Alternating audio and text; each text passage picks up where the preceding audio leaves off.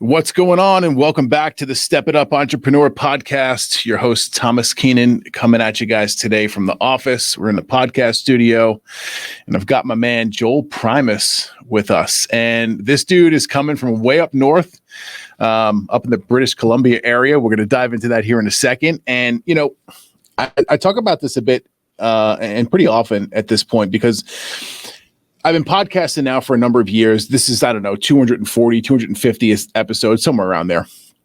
And for the longest time, I didn't pay any attention to podcast booking agencies attempting to send me guests to come on. And the reason being is because I just had a big network of my own and I had all these amazing, cool people to interview. Well, as you could assume and guess, after a certain amount of time and running through my own circle of people 2 times, sometimes 3 times, it's like, shit, I need to get some fresh blood on the damn show. So I built a pretty badass podcast system that allows me to filter the people who are coming through here. Because if I accepted every guest that podcast agencies pitched me, I'd probably get myself into some conversations that just don't interest me as a human being. And that would convey over to the audience. They'd be like, well, this something ain't right here. So I tell you all that, Joel, because if you're here sitting on the other side of this screen from me today, having this conversation, like your team did something right and you got through my process, which is pretty damn picky. So congrats to you. Make sure you give them a shout out and a high five because they were pretty diligent upon getting you on the show as well, which is pretty cool. So, man, excited to have you here. Reading over your bio before we hopped on this call and seeing some things that really piqued my interest from the athletics, from some of the spiritual stuff that I saw in there, from, we'll call it meditation, we'll call it visualization, we'll call it Reiki stuff that you've looked into or practiced or worked on at some point in time in your life, or maybe you still do. A lot of these things kind of piqued my interest and said, you know what, I want to have a conversation with this dude because not only does he have that side of the life kind of dialed in and he's involved over there, but you've also done some pretty badass stuff in the business world. And we can dive in and discuss, the underwear company and whatnot as well. But man, tell me, like, where did all this come from? What got you into extreme sports at an early age? And like, dude, you're a person who's gone out there and you're an ultra marathoner, if I'm correct, right? Well, marathons. Ultra's cool. Another level, brother. Another level. Yeah. My buddy just did a 4-day marathon down in, I want to say, it wasn't Texas. I think it was the Grand Canyon, man. Okay. 4 days. You're talking 2 hours of sleep a day. I don't even know if I'm cut out for that. That's another level of human being. Sure it is. Especially with the altitude change like that, up and down, especially throughout the Grand Canyon. Yeah. It's got to be wild. You're talking like 6,000, multiple 6,000 foot climbs, etc. I mean, that kind of stuff intrigues me because I've had a love and hate relationship with discomfort, right? Like the idea. Have you read Michael Easter's book, The Comfort Crisis? I haven't. Oh man, it is a read. It is a read. It essentially shines the light on how we are maybe the softest we've ever been as a let's say in the West. Yeah. And we're the convenience generation and everything just arrives at our doorstep and the entire apparatus of government and even corporations is designed to sort of placate and affirm our feelings and our whims and it never puts us into this state of discomfort. And so when our society is structured like that, we have to seek discomfort in all the myriad ways we can, right? Like ice baths is one, it's a bit of a cliche at this point, but there's real inherent value in that type of discomfort, physical activity, getting lost in the woods for days on end. And so I now seek this very deliberately because of it allows me to face that inner critic in my head and have a conversation with him and lose at that conversation for a little while and then eventually win and come out the other side of it realizing that I'm capable of so much more than I thought I was. And I need that reminder all the time, right? But as a kid, going back to your original question, I was just thrown in a cross country race when I was like 9, and I fortunately or fortunately won by so much that they thought I cheated. And I just went into running. When I was young, I actually kind of hated it because while all the kids were out playing street hockey and having fun, I was gutting out laps around a track and actually just hating my life for many, many years. Yeah. Now I'm grateful, learning to suffer. Then it was misery. Yeah. Yeah. There's something to be said about suffering for sure. Yeah, my story is a hell of a lot different than yours. Like I played sports growing up in high school and whatnot. I played football, and baseball and that kind of stuff. But after high school, I got involved in my trade, and I spent 22 years as a custom car audio installer. And for me, that was the sole focus. It was getting good at the craft, and I ignored and avoided the physical discomfort at all costs. And the flip side of that was, and you probably know this or experienced it with other people in your life or your family at this point, if you avoid the physical discomfort for too long, it's going to knock on your door one day and show the fuck up, regardless if you want it there or not. And that's exactly what happened to me. Not once, not twice, but 3 or 4 times now, in my 30s. When I was in my 30s, because so start my first business, and I'm working 20-hour days on my feet. Right. And I've got this love, this passion for car stereo, and nothing else matters. So the only focus is getting this business stood up and getting the work produced so I can collect the money and make the customer happy. And nothing else matters. Relationships, my physical well-being, what's going in my pie hole from a drink perspective and also a food perspective. And what wound up happening was, here I am I was 21 when I started that business. I just started swelling up like a tick. Not eating well, skipping meals, and getting to the point where it's like, hey, if I don't eat something now, I'm going to shoot someone or choke them to death because I get hangry. So, and when you get to that point, the easiest thing, right? Yeah, it's what is in front of me that I can grab and shove down my throat real quick to get this hunger out of the way. And I just went on living like that for years in this reactionary mode, and also, just being in that industry, it was always like, hey, what do I need to do for the customer? The customer always comes first. So that was issue number one. I herniated multiple discs in my back. I got real heavy, and it put me out of work for quite some time. As I got a little bit older, my second company had a GPS tracking company where we installed tracking devices and dash cameras in commercial vehicles. And the stress of the job, I had 25 employees working for me at the time. Stress of being a married male and having 3 kids at home. 2 of them were twins, and they had just come into the world. So within the first 6 months of their life, my son had an intestinal blockage, which it throws all this haywire into our personal lives. And, we think we're the strong alpha male and no problem. We got this. And my issue up until the last couple of years was I would just internalize everything. Yeah. And I would internalize all of this stress, and my body would show up it would show up in my body every so often as acute diverticulitis, which is not fun. And it would put me down again for weeks at a time. I remember being in my own bed at my own home in the fetal position as a grown ass man for 3 and 4 days straight. Right. And then going into the hospital and doctors and them saying, well, there's really nothing we can do with this, but try not to let this happen again. Because if it continues to happen, you're going to have some real serious issues. Like, we're going to have to go in and surgically remove parts of your intestines kind of deal. Well, I don't want that.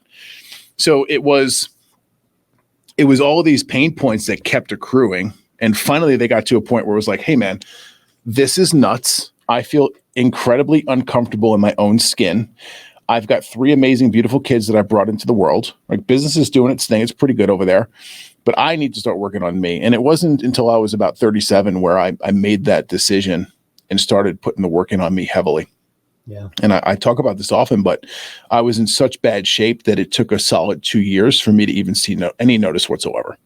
Yeah. And it was showing up and getting uncomfortable every single day. It was forcing myself to rewire the way that I was operating. So my natural DNA wants me to be a night owl and up until 3-4 o'clock in the morning, which I did for years.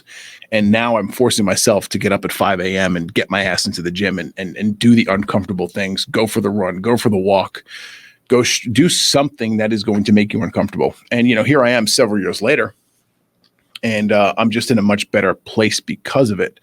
And not just like, not just in one area of my life, but I think the physical aspect and making yourself uncomfortable forces mental callousing or mental tenacity to grow and gain and get better.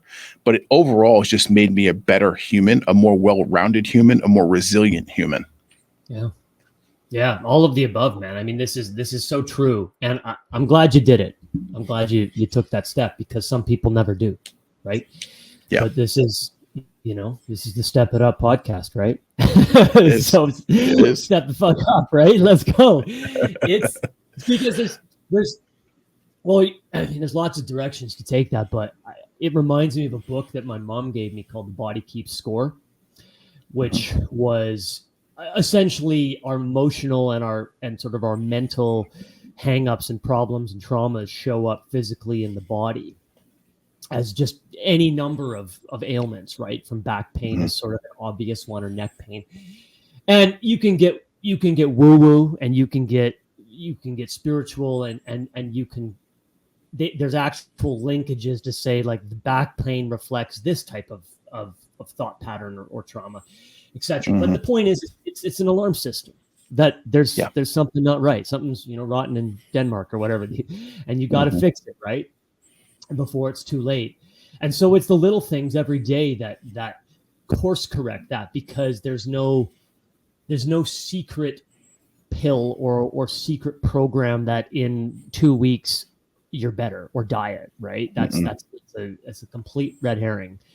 And that's just packaged to sell us something. You have to just do the work every day. And there's good suffering and there's bad suffering, right? Fitness is like, when we talk about fitness, it's just an easy thing that has immediate reward. You can have mental suffering. You can do these different types of activities to push yourself. Fitness is just very binary in that you do something hard and you feel the high of it. You feel the health benefits of it. Your energy's better. All these things are sort of instantaneous. But what I mean by this good suffering and bad suffering is, good suffering is the type of suffering that makes you better. Bad suffering is worry, is fear, not unhealthy fear, is these things where you're spiraling around and they don't lead you anywhere, right? So we need to every day choose good suffering, healthy suffering that's going to move us forward as a human being. And we talked about fitness, right? But choosing to do, let's say you want to be an entrepreneur. There's suffering involved with being an entrepreneur. There's suffering involved with being a parent. Are you leaning in or are you leaning out? Are you choosing to say, I'm going to show up for my kid. I'm going to show up for my wife. I'm going to show up for my business partner, or I'm going to make that one. All of those things are positive aspects of suffering. And the more that we do them, the less resistance we have to them, I find. Do you find that? Yeah, for sure. It becomes the new norm, the new commonality, right? And we tend to go where we're comfortable when things get hard. So if you have adapted yourself to do the harder things, like that now becomes the comfortable place, right? It's almost like you see some entrepreneurs where they start gaining some success and they almost self-sabotage subconsciously because they're not used to this new level of success and these wins. Maybe they got some money coming in and they go back and they retract and they self-sabotage. So they get back into the uncomfortable, which is actually the comfortable for them. Yeah. Yeah. That makes sense. No, it makes perfect sense. Artists sabotage themselves, because people are afraid not so much of the success necessarily, but of the person that they might become as a result of the success.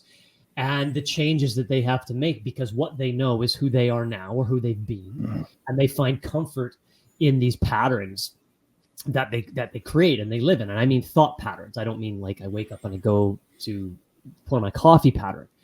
I mean the thinking patterns that we have, they become the thing that coddles us. They become the thing that keeps us in sort of a victim mentality, right? As opposed to continuous evolution and saying, I'm afraid. I'm not afraid of change.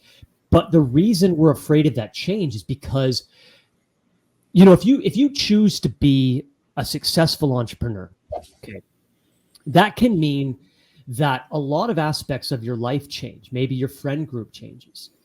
Maybe your wife doesn't like it that you're now, or your husband doesn't like it that you're now kicking ass and successful.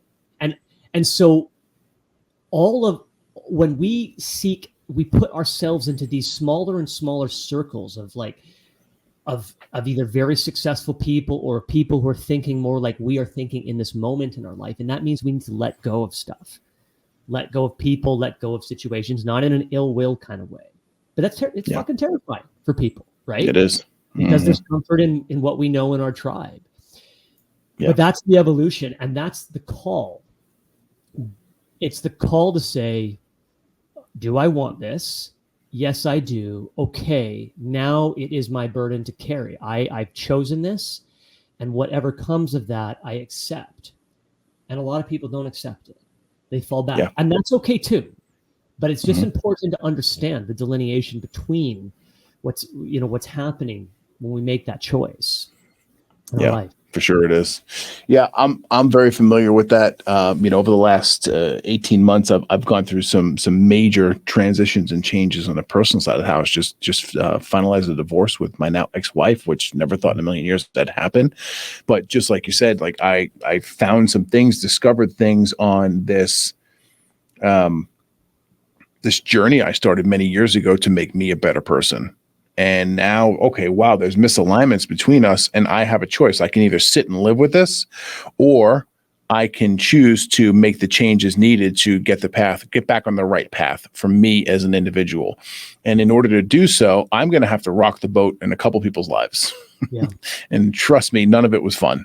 But at the end of the day, here I'm grateful that I went through it. I'm not happy that I'm no longer married or not in a relationship with my ex-wife, but this was something that was very necessary that I needed to go through in order for me to continue evolving to become the best version of me too. Right. Because I realized that I had come and I had hit a plateau.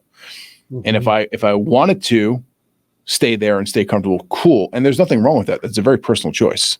But for me internally, it wasn't the right thing. And I had to make some of the most difficult choices and have some of the most difficult conversations I've ever had in my adult life. Yeah, no, that's the seed. It's not my quote, but there's a saying that the seed has to break open to grow, right? Mm-hmm. The seed goes into the ground and then it breaks. In other words, growth comes through pain, right? It comes through destruction. We rise from that, right? And we have to have a belief that we can get there. It comes with, as part of the recipe, a level of trust that I'm going to end up where I'm supposed to end up, where I'm going to learn what I need to learn on this journey. And I don't know any other way to live life other than to continually, I believe it's an illusion to say that I'm comfortable where I am and I'm just going to stay there is a complete illusion. You may get lucky and you can coast. You might. But life is chaos. It's unpredictable. Yeah. And all kinds of things are going to get thrown at us. And we constantly need to be evolving our character through self-reflection, through asking others to be honest and critical of how we are and how we're showing up, through not lying to ourselves, through never lying to ourselves about what really is, through putting our thoughts through a filter of saying, okay, this is how I'm thinking about this situation. Is it true? Is it absolutely true? Or am I thinking about this because of some past precondition, pre-notion that's keeping me trapped? And that is what makes us mature, is continually choosing to test the boundaries of ourselves and to push ourselves and our minds into a place where we can become stronger and stronger, and therefore less and less fazed by these hardships in life. And I don't mean less phased in the sense that they're not hard. Your divorce, no matter how evolved you are, mate, will still suck, will still hurt, will still be hard. But it won't cripple you. It won't crush you because you have the skills, the tools, and the belief to to come through these things. And that's how we have strong people, and strong people lead to strong societies and strong children. They do. And so I'm a big fan of the self-work as opposed to sort of, outsourcing our problems or avoiding them and trying to coast. But I also get the flip side, right? Yeah, sure. So, look, I've done my fair share of work on self in order to get to where I am today. And, some of the things that I've done are, people may be like, oh, that's kind of weird, or that's a little edgy right there. And I'll talk about it openly and transparently here. About a year ago, maybe a year and a half ago, I went and did a two-day full-blown psilocybin journey, right, with the facilitator. Yeah. And the outcome of that was very profound for me. Couple things here that I'll talk about, and this kind of circles back to me telling you I had lower back issues. I want to hear. Yeah. This is good. So I purged and released a lot of like past trauma and crap that was kind of in the body, right? And like, where's it from? I have no idea, but discovered I had some serious self-worth issues. Since then, since going on this journey, I haven't had a single moment or instance of lower back pain that has debilitated me. And I went from the age of 25 until the age of 43 with rolling the dice or flipping a coin in the morning and seeing that I was going to wake up with a back issue. I've completely eliminated alcohol from my life, right? I haven't had a sip of alcohol in over a year at this point, right? So, and these are multiple things that have happened, that have transpired, that have come out of me basically going into this medicine for a 2-day period. And there's countless other things that happened, but this was a very profound experience that I went through, and it has transformed me in a very rapid amount of time into a newer, better version of Thomas, who you see here in front of you. So from your perspective, has there been anything along those lines or any other kind of practices that you've done in order to continue evolving and bettering yourself? Yeah. So much so that I've had to learn to pump the brakes on self-help in places. And I'll get into the details of your question, but this is something that this is very present for me, very current for me, where I'm like, there's an addiction to self-help. There's an addiction to constantly trying to release trauma, improve, where you're at. And people don't know where to draw that line sometimes. And then self-help becomes the crutch. It becomes the identity. It doesn't become the solution that you're seeking, right? Because in life, there's these vehicles of transformation, and maybe, and they're designed to get us from a place to a place. They're not always there to say, we're going to do this in perpetuity forever and ever, necessarily. And so things like psilocybin can be a vehicle of transformation, right? And on the other side of that, when you arrive, it's what do you do with that information? And so, much like you, going back to the story about, choosing to be this runner and everything having a duality in it, both its good and its bad. It taught me a lot. It gave me a lot of opportunity, but I learned later in life that I was doing it 100% for the purposes of my parents, or my mother, really, to try and please. And then that became pleasing other people, and I just became a whipping boy for, other people's, what they wanted for me, not what I wanted for me. And so I carried that for a long time, and then I realized that was manifesting into self-destructive behavior. And I did sit with psilocybin as well. I've sat with psilocybin three times in my life with the shaman. I have sat with ayahuasca once, and I've done a handful of other healing modalities in the plant medicine world, and or just sort of men's work over the course of a decade. So this isn't like a weekend thing. This is over the course of years. I've maybe done 1 or 2 things a year. And each one of these things has dissolved the ego to a place in which I have been able to isolate some kind of thought pattern, some kind of trauma, and work with that specific thing and release it, and really see both where I've been went wrong in my life, where I've been incredibly selfish as a human being,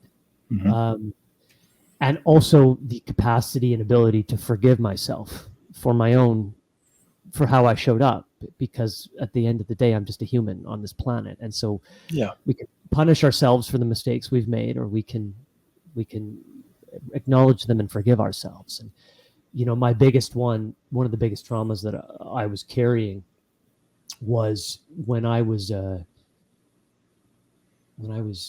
I guess in my mid-20s, and I was my new business was taking off, and I had a daughter, and I was terrified at the prospect of having a young daughter and trying to run a business, and I didn't think that I could do both simultaneously well. And selfishly, I thought, this is going to ruin my business, my dream.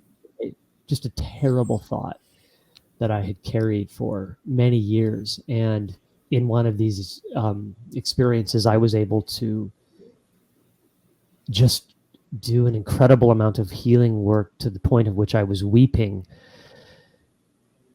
uncontrollably in this moment with my daughter, and at various stages. She wasn't there presently, right? Yeah. And I came out of it the other side having an entirely different perspective on life and balance and everything. And so, I mean, these things are huge, and we're in a moment in time in which they're reaching some mainstream popularity, and that's a wonderful thing. We also have to not abuse these things. I believe that these are sacred medicines. These are not recreation. They're not party drugs by no stretch of the imagination. Yeah. And we need to honor these things within the way that they were utilized 5,000 years ago, and I think that will heal a lot of people, but we do have a tendency for excess as a race. So I'm not entirely sure. Yeah. Anyway, thank you, mate, for asking that question. There's some space to answer it. I appreciate you. I'm curious for you, mate. What with the back thing? Let's say, did you have a very visceral connection where you were able to say, this is the thing that's causing that back pain through your journey? A lot of it was self-worth, and basically, here's what happened. I'll give you the lowdown. I go in. We're in the first night, and I showed up, and it was about 3 p.m. or so in the afternoon. We got started, and now this is fast forward. It's 8, 9 o'clock, like deep into the medicine. Yeah. And I was fasted up until that point, and we got late in the evening, and the facilitator was like, "All right, look, we're gonna get some food into you," and it was plain chicken broth, like nothing in it, no salt added, no flavor, it just some calories. And here I am, and there was some like boiled chicken in there too. Like, absolutely no flavor, the worst soup I've ever had in my life. But it was there to serve. It was fuel, right? So I'm over there, and I'm consuming some of this, and the facilitator asked me some questions, and she asked me one specific question that had to do and related to my self-worth. And as I went to answer her, it was kind of in between a gulp of this chicken broth, and it got caught here. And I remember putting my head back so I wouldn't barf it all over her counter. And I got up, and I gingerly walked my big body to the bathroom, and I just let it go. And it was very quick. Look, I've never been a fan of throwing up. I don't think many people are. Okay. It was a purge, literally a purge. It was very rapid, very quick. It came out fast and hard, and it wasn't a lot. It was my body getting rid of some of the trauma or toxicity that was related to the self-worth, which was ultimately causing this added stress and issues I was having in the lower back. And that was it. Like, I purged it. I was done. Obviously, the next day we went back into ceremony. We did our thing.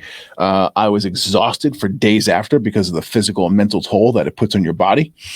And, there's as you know, there's a reintegration period into society. So I was literally hiding in the mountains for about 3 days post the ceremony, but got back into the mix of things. And like, I haven't had an issue since. And the only thing that's changed is me going into that ceremony and coming out of the ceremony. My workout routine hasn't changed. My body weight and structure has not changed. Have I had additional stress in my life since then? Yes. So normally that would have caused or lit up some of these low back issues. And I just haven't had them. So just a wonderful and also wild experience at the same point in time. And if I told this story to most people, they look at me like I was crazy. Yeah, at least a decade ago. Less so now, man. The physical, there's an unquestionable, undeniable connection between the physical and the spiritual within ourselves, right?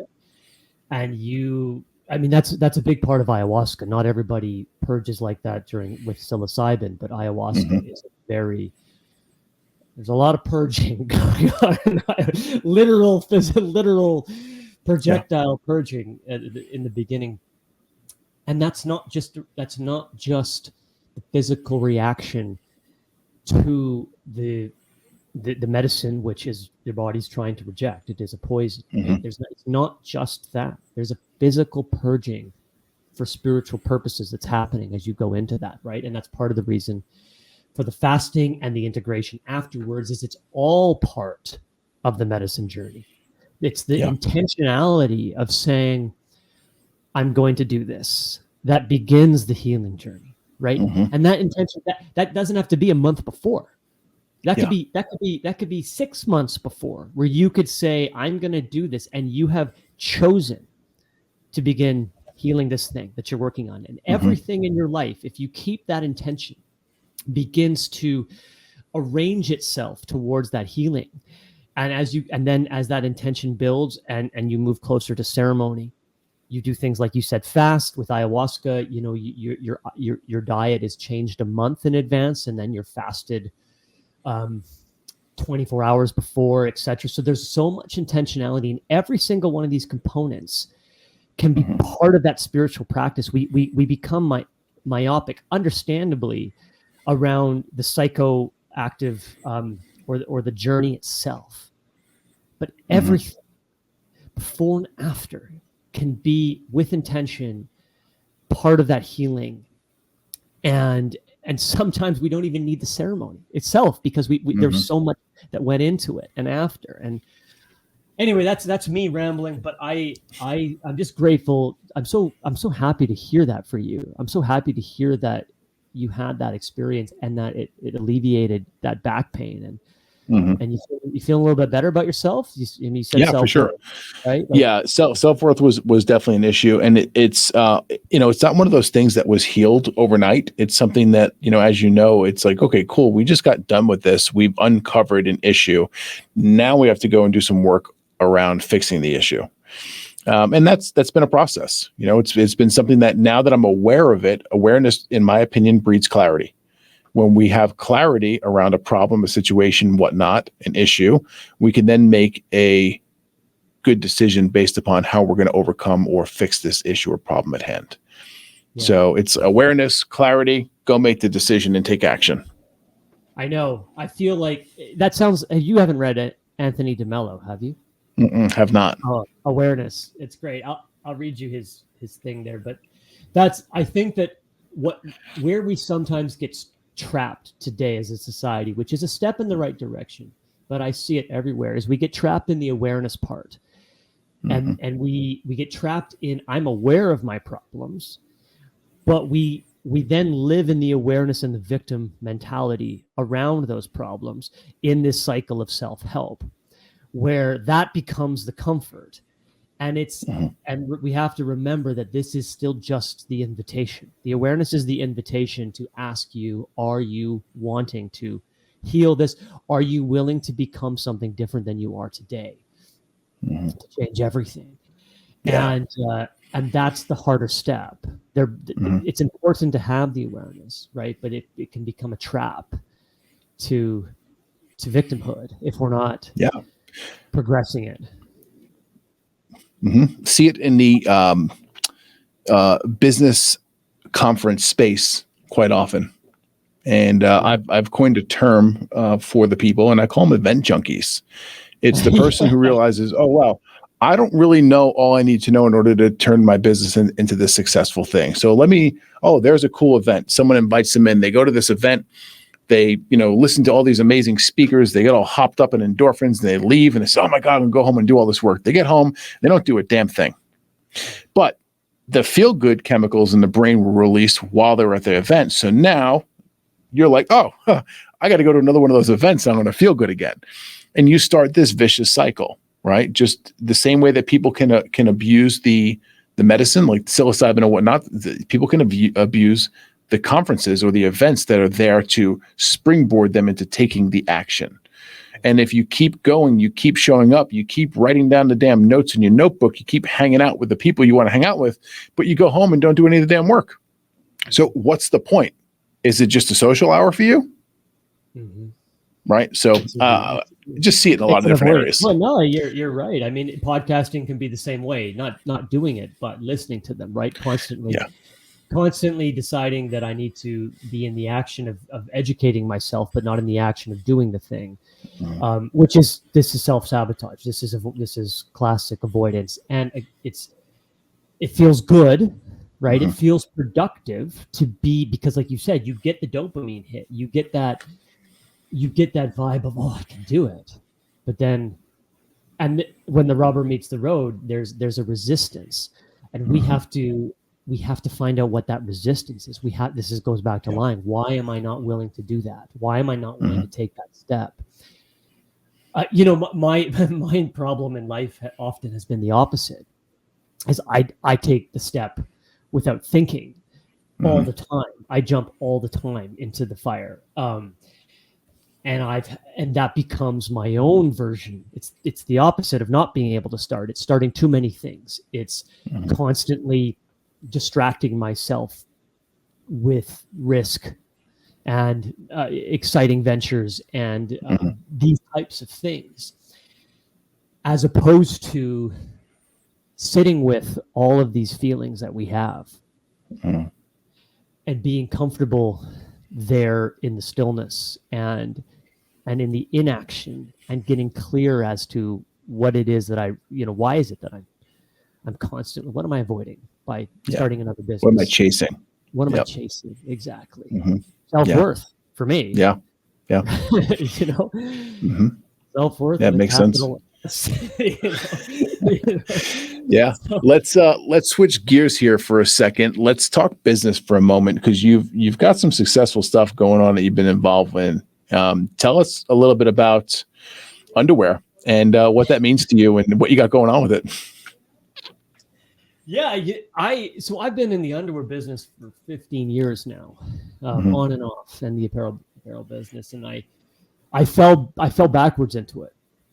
I had been a runner, like I mentioned, and I blew out my Achilles, and I didn't know what to do with myself. So I was traveling, and I ended up in a place where I needed some underwear, and I was sort of inspired by this underwear that I bought to go out and create just incredibly comfortable underwear that didn't stink and felt great and wicked moisture, but still looked decent enough to impress if you needed to impress. Yeah. And then I went on a show called Dragon's Den, which is your Shark Tank. And next thing you know, I mean, I'm getting roasted on television, but it was enough of I guess you could call it a PR moment, or 15 seconds, that people liked the idea. And over the course of the next 5 or 6 years, I ended up raising $20 million and putting the company onto the NASDAQ and divesting the company. It was just a surreal journey. And then the company sold, and then it got shut down by the company that purchased it. The whole thing did. And so a year ago, people just asked over and over again for me to start another underwear line. And I live on a farm now. not my intention to go back into the underwear business. Yeah. And so what I wanted to do, Thomas, was I said, oh yeah, I'll make the great underwear again that everyone loves. And I appreciate what great underwear can do for people in a weird way, but I wanted to shift the business because the markets have changed in a lot of different ways. Consumer product goods has really struggled in the last couple of years, sort of post-COVID, right? It had like its peak when everybody was getting the free money during COVID, and then it fell off hard. And the distribution market behind consumer product goods, direct to consumer, the shipping part of it, that has bloated in cost. It's become very, very hard to find profit. There's a lot of stuff that's caught a lot of businesses and turned what was sort of a growth at all cost mindset that worked pre-pandemic into the pandemic into a death trap for startups, businesses. And so I saw that and I thought that's a little bit dangerous to wade into that whilst it's still unsteady waters. So long, apologize for going on about it. But what I decided to do was I wanted to combine seeing the market as it was. I wanted to create a different type of lifestyle business where I still sold the apparel products, but I put them into a vehicle where somebody could shop a routine that helped enhance their lifestyle. And it included things like ice baths or saunas, supplementation, maybe skincare, maybe online learning, or these different types of components that you would all put into a lifestyle. And as opposed to just shopping for a product, you were actually shopping a lifestyle that could elevate you, a routine that could elevate you or help you hit your goal. Because I got routines for everything, pre-podcast routine, pre-work, etc. And, my prediction is that because there's a lot of value being added by curating these routines and tailoring these routines to specific niches and specific objectives, I think we can really help people get from A to B and develop a routine that really empowers them in their life, until it doesn't need to anymore. So that's the premise of my next business. It's kind of a culmination of all the things that I love and much of what we've talked about on this podcast. Yeah. You hear about like the last thing we talked about was business. We talked for 40 minutes. The last thing we talked about was business, right? Like, yep. You know what? That's very valid. And if we had done this, I don't know, 6 months ago, 12 months ago, 18 months ago, 2 years ago, it would have been a much different conversation out of the gate. We would have started with business. And what I've had to learn over the last year and a half, 2 years, 3 years of my life is that, yes, business is important. You can't be a lazy shit and expect good things to happen in the financial or business sense for you. But it's not the end all be all. And there's much more important things at the end of the day, especially to me now at the stage of life that I'm in, right? My own inner peace, knowing that I'm a very present parent and available and showing up for my kids each and every day, having a warm and welcoming and loving home for my kids and guests to come to when needed. That to me is more important than having the big house, having the fancy cars, and all the other things that come along with it, having the big team of employees that I'm responsible for. And I've checked all those boxes in life already. And I'm here to tell you, right, from my perspective, my opinion, the other stuff is more important than checking the boxes and keeping up with the Joneses. I hear you, brother. I mean, amen to that. The book that I wrote about naked, called Getting Naked, which was about the business that we just discussed. Essentially, that's the essence of it, is that entrepreneurship is a journey of which it's not a term to label someone who does a bunch of businesses or starts their own business. It's a process of which you get to experience life and learn about yourself and constantly improve yourself to become the type of person who is both mature and capable of success, but also happiness within their self. And I mean, I've rung the NASDAQ bell. I've eaten at fancy restaurants all over the world. And when my family was falling apart because of my lack of presence, it was all for shit. Like it didn't mean anything. Yeah. And the awakening that I had was one of my good friends died. He's mentioned in the book, he was a shareholder in that company, and he had a heart condition. And I'm just like, what the fuck am I doing? Because he was, he's at the time we were in our early 30s, like early 30s. Yeah. And it's just like, you think that if he had a moment before he passed, do you think that he was wondering how his business was doing, which he was very successful? Not a fucking chance. Nope. Not a chance. I share a story in the book, and I know I've gone on here, but it just echoes this point. And it has to do, I was writing, and then it came on the radio, and it was about the World Trade Center, the Twin Towers going down. And it was about a phone call between, I guess, a banker and his wife as the towers were going down. And in this story, I mean, I guess they have the recorded conversation, or she's recounting it, and they're sitting there and they know this is the last time they'll ever speak. And she can hear the stuff happening in the background, right? And they didn't talk about the wealth that they had. They didn't talk about the money that he made. They didn't talk about his wonderful professional accomplishments. They talked about the little things. Yeah. They talked about the littlest things that we forget until the building went down and he died. And that's why we do the self-work that we talked about, Thomas, is because we're trying to heal ourselves so that we can be more present. And that's why we also have to avoid too much of that. So that we're also not present because we're always trying to heal ourselves, right? That it is right here, right now that we get. And it's terribly cliched, and it's incredibly true at the same time, right? It is. But you know what? That's, I'm glad you've gone in and done the work to, fix those parts of you. Because look, man, at the end of the day, the success in the business realm was the easy part for me. This has been the hard part. Really has. Making money at the end of the day isn't that difficult, right? I mean, look at some of the people around us who are making lots of money. It's like, how in God's creation is that person doing that?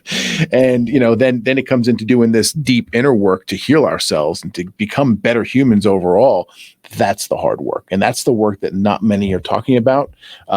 And like you said, there's been a shift in the, we'll call it, online space over the last probably 2 or 3 years, where it is becoming more prevalent and more present. And I think that's a good thing for all of us. I really do. And I'm glad that you've gone down that path and done the work required to dot the I's and cross the T's for yourself, because it shows and it makes an overall difference. Think about those around you who it's positively impacting, not just you. I appreciate you saying that. Yeah. Joel, this has been great. I appreciate you coming on here today and chopping it up with us for a bit and sharing some of your wisdom, your knowledge, your insight. You're a very accomplished gentleman. And once again, just thank you for coming here. With that being said, please let the audience know where we can go find you and connect with you. Yeah. Thank you for having me. And you're a great podcast host. You've done 240, 250. Please do another 240, 250 at least. Thanks.